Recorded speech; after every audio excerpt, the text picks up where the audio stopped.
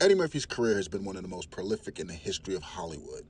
He won over the fans. He won at the box office. But when it has come to film critics, it has been a different story. This is a film about some rich people. I guess you're a rich guy in the show. Runs an advertising agency, right? He's head of the advertising agency. He's a marketing executive. Right. I mean, no guns, no violence. The coolest thing about Boomerang and the most political thing about Boomerang is that it's a movie with all black cast, and it has nothing to do with being black or nothing. It's just no, but you see, that's my point. To me, any good movie, when you become the person in the movie, like I went to see League of Their Own, and I'm sitting there going, oh, I'm Gina Davis.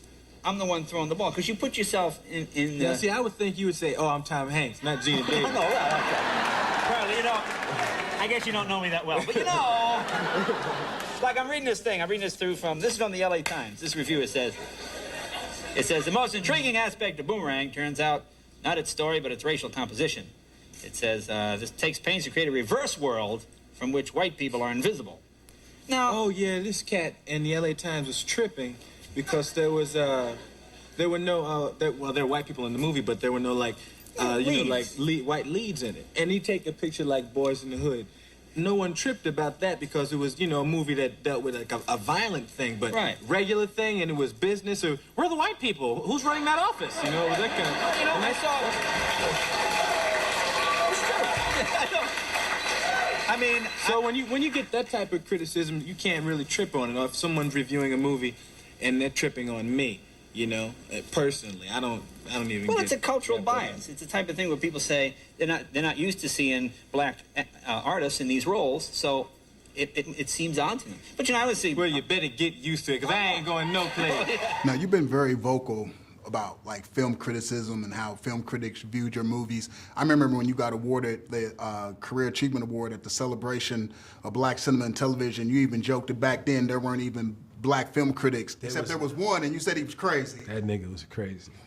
Our name was Armin White. He used to talk to, he was like, fuck Eddie Murphy.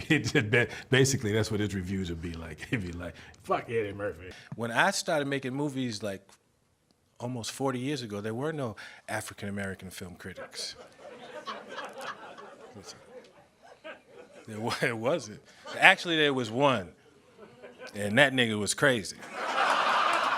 I think he's dead now. I don't know. We got to check on that. I think he might still be around. Is Armin White dead? He might still be around, but do you care what critics have to say about your films, and how does that impact you? Now or ever? Well, back then it would irritate me, but I was like, hey, fuck this motherfucker. I would read it and be like, fuck him, and keep it rolling. Yeah, because if something is good, that's what was crazy. It was like, Coming to America got 2 thumbs down. Yeah, that's the way they was reviewing me. Beverly Hills Cop got 2 thumbs down. When Beverly Hills Cop came out, Siskel and Ebert said, Eddie Murphy needs some new shtick.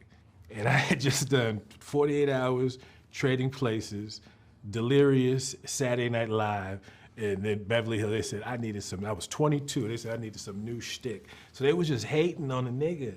That's all that shit was, and I knew it. So my feelings wouldn't get hurt. It was racist. It was a different time. It was the 80s. It was the 80s, and I was new, and it was no black people, and it was so when people was coming at me, most of it was rooted in some racist shit. So I never took it. I never hurt my feelings. It was like, racist motherfucker.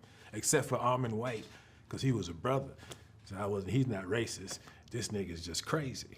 I used to always want to fight him. So, did you see what this motherfucker said?